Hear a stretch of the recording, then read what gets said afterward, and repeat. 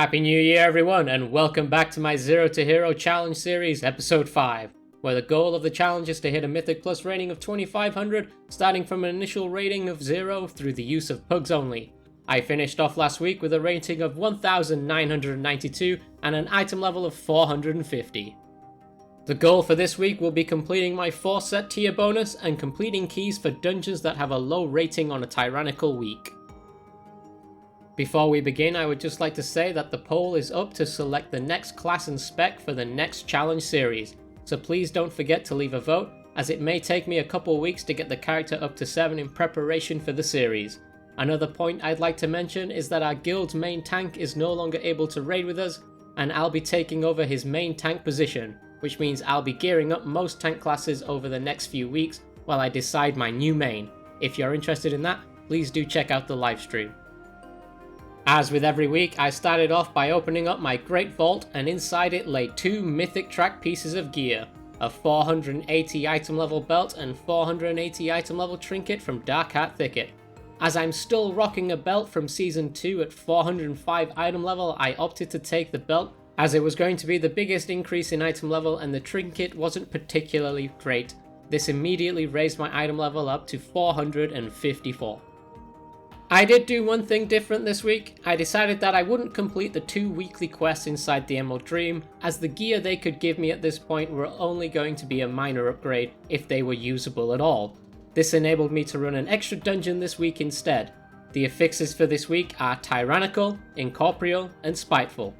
For the first couple of dungeons, I forgot to talent into my Imprison ability to CC the Incorporeal affix, which you'll see caused me some problems in one of the keys.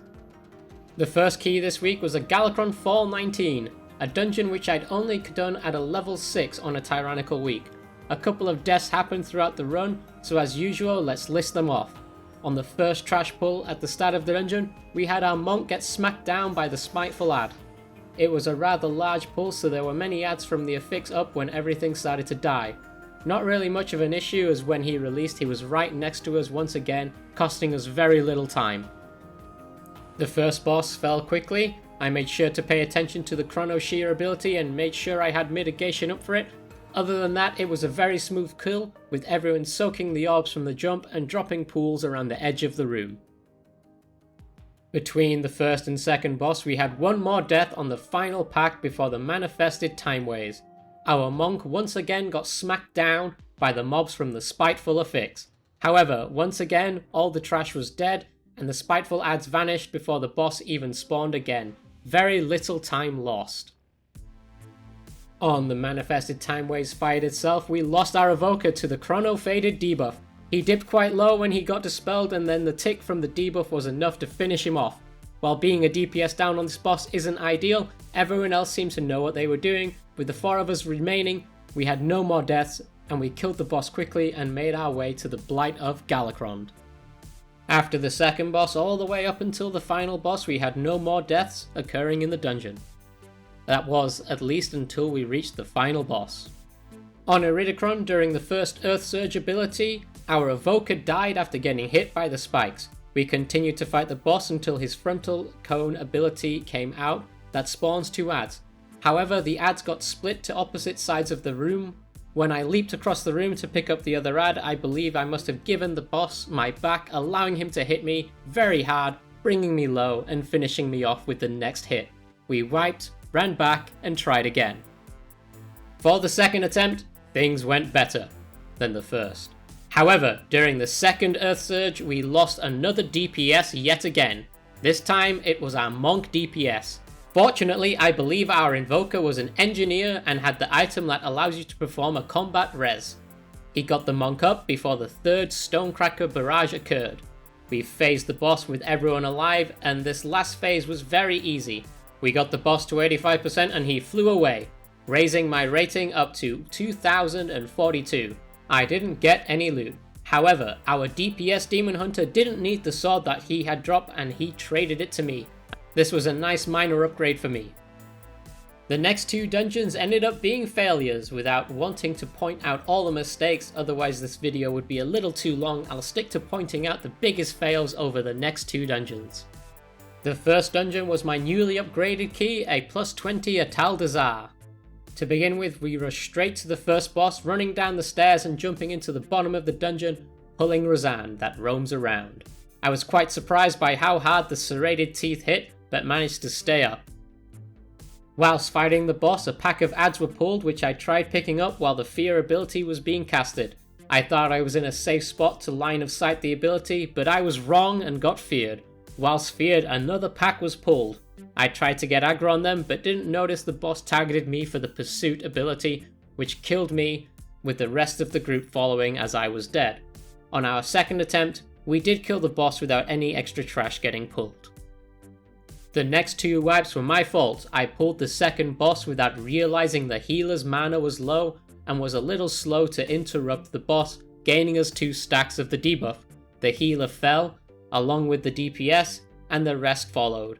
Completely my fault. I should have checked the healer's mana before pulling. The second attempt didn't go any better. I'm not quite sure what happened. Even after slowing down the playback speed, the boss used his leap and began to cast his Noxious Stench ability. I used my interrupt, and looking at the replay, it appears like I was mousing over the boss and the interrupt went on cooldown, but the boss continued casting.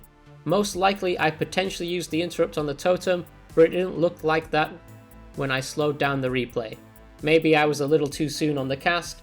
Either way, this wipes us and people began to leave. I formed a new group for my now Atal'DeNO 19 key. Things went a little better this run, a couple deaths throughout but nothing too bad, reaching the final boss with 5 deaths in total. It was here where I'd come to regret not respecing into Imprison earlier, as I had forgotten to do so before beginning any of the dungeons. The final boss was a disaster. People couldn't stack correctly, often stacking in front of the direction I was kiting the boss, making it very difficult to navigate the room with the spiders coming from both sides. Despite me asking them to drop the spiders as close as possible to the corners behind the boss, eventually the spiders got out of control, killing a DPS. Not long after, the mage dropped an add directly under the boss, which placed a debuff on everyone, killing off most players until only myself and the druid healer remained. Myself and the druid continued to fight the boss, hoping the 2 of us could kill it. Unfortunately, we got a double incorporeal being spawn during this time, and as I hadn't talented into my crowd control, we ended up getting 2 stacks and dying as we weren't able to heal. We released, ran back to the boss, and I asked people to please once again drop the adds behind the boss as close as possible to the corner and not in front of the boss of the way I'm moving. They didn't listen once again and dropped the adds at the stairs.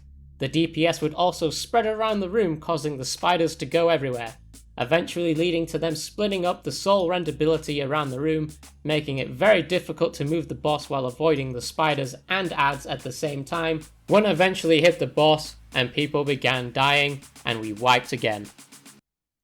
We went for a third attempt as no one left. Once again the DPS continued to spread around the room, causing the spiders to run everywhere, as well as splitting where they dropped the adds, eventually causing the boss to get hit by adds once again and giving us 2 stacks, which slowly killed everyone off.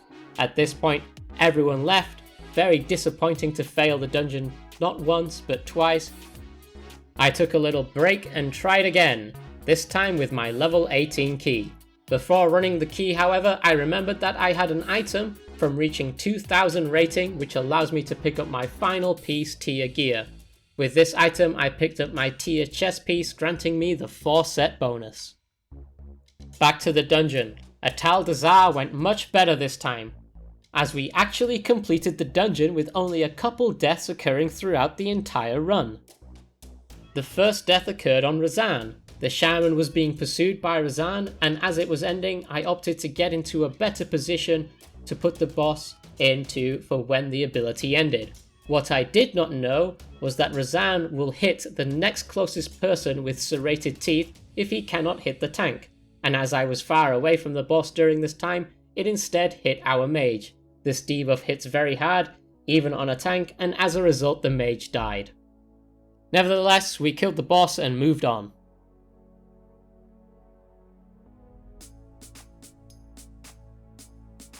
The second and third death occurred a couple of packs away from the second boss. Our balance druid accidentally pulled a second pack.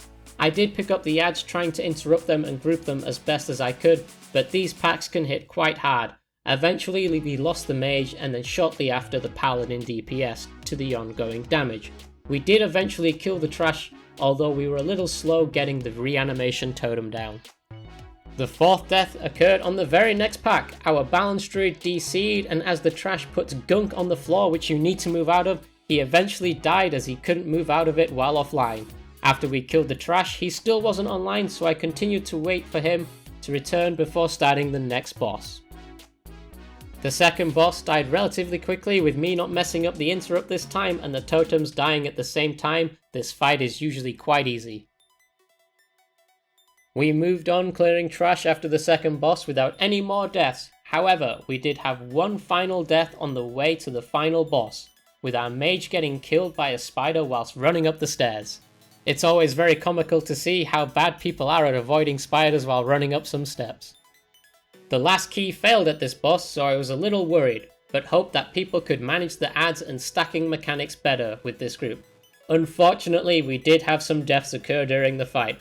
People would stack for the initial soul rend, but then spread out after the adds were dead, causing the spiders to run all over the room, making our positioning more difficult as the fight went on. Eventually the balanced druid got hit by a spider and died, but we combat resed him and kept going. A little bit later into the fight, the druid died once again by getting hit by a spider. He was also somewhat closer to the boss than everyone else as the soul rend mechanic occurred, meaning his add did hit the boss as I couldn't move the boss during the racking pain cast. We used another res on the balanced druid to get him back up once again. On the very next soul rend, we seemed to have two stacking points on opposite sides of the boss, leaving me no room to get the boss out of the way and getting hit by one of the adds, again giving everyone a debuff. This caused the druid to die for a third time this fight. We used our third res to get the druid up. As the boss was below 10%, we were almost there and just needed one final push. Once the boss hit 5%, we lost our paladin DPS to the spiders and continued to fight the boss as we had no more combat reses left. We managed to down the boss but missed the +2 timer for the key. At the end of the key, I managed to get a pair of 467 item level braces and also increased my Mythic Plus rating up to 2189. My key upgraded into a 19 Black Rook hold, and I quickly formed a group for it.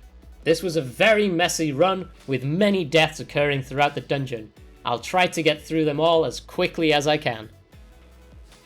The first bunch of deaths occurred on the initial pool, where I usually take 2 packs which contains 3 canisters that spam Soul Bolt. I grouped them up and set out my initial silences and interrupts, trying to stop every cast that I could.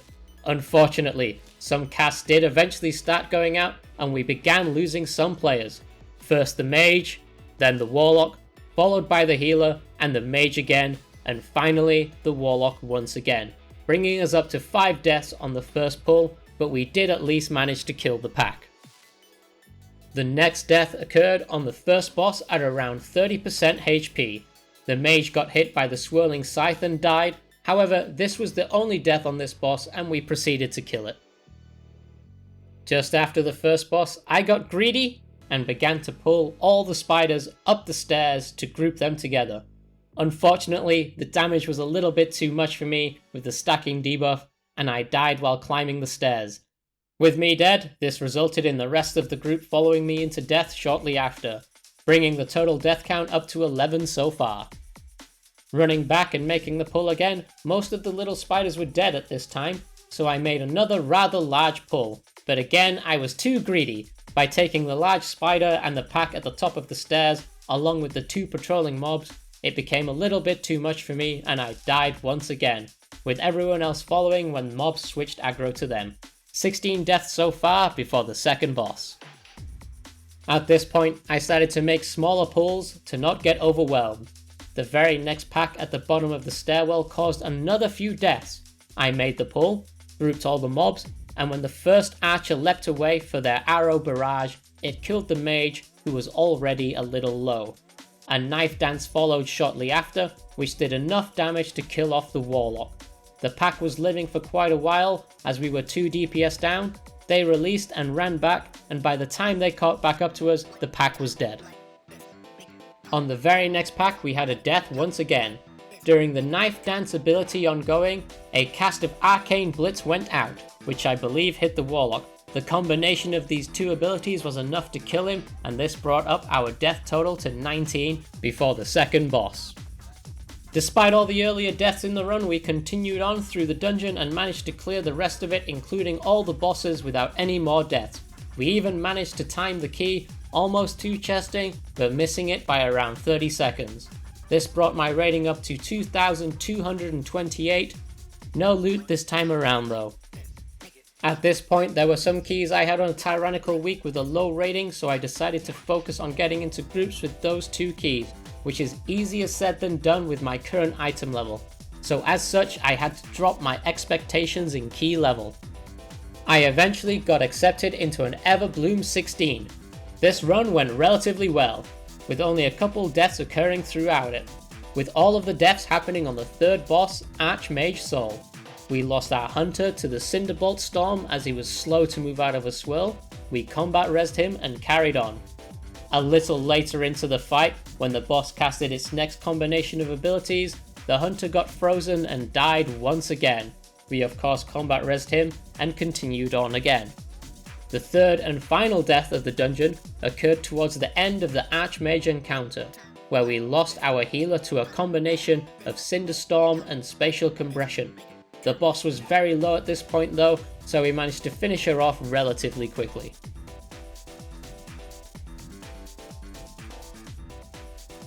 These were the only deaths for the run, and we moved on to finish the dungeon, which raised my rating up once again to 2,255. Despite only having 3 deaths, the run was slow as the damage from the DPS was quite low, with me beating the hunter on overall and almost beating the warrior too. I had time for one final dungeon, which was a Mirzon Rise 18. To prevent the video from being too long, a quick summary of what happened is we had 4 deaths throughout the dungeon. The first death was on tier from our evoker getting caught by the frontal cleave ability that the boss does. Our second and third deaths occurred on an infinite rift mage. I died from taking a cast and dropping a bit low as adds were spawning. With me dead, the evoker also died. I ran back, picked up the adds and finished off the mobs though. The fourth and final death of the run happened on Morchi. The warlock took a lot of damage when the copies came to life. I suspect he was stood too close to a clone, which caused the damage they deal in an AoE to kill him. However, it wasn't much of an issue as we had a combat res and the boss was already below 50%. We resed him and proceeded to kill the boss. We ended up killing the final boss with 5.5 minutes remaining on the key, missing the 2 chest time once again, but still finishing the dungeon relatively clean, raising my rating up to a final of 2,353 for the week, a huge increase in rating from this final dungeon. To summarize the week, my item level rose from 450 to 459, and my rating from 1,992 to 2,353. Most likely this challenge will be completed next week as I'll focus on any missing dungeons for rating. That's all for this episode. If you did enjoy the video, please do give it a like, comment and subscribe as it really does help out the channel. See you next time and have a good one.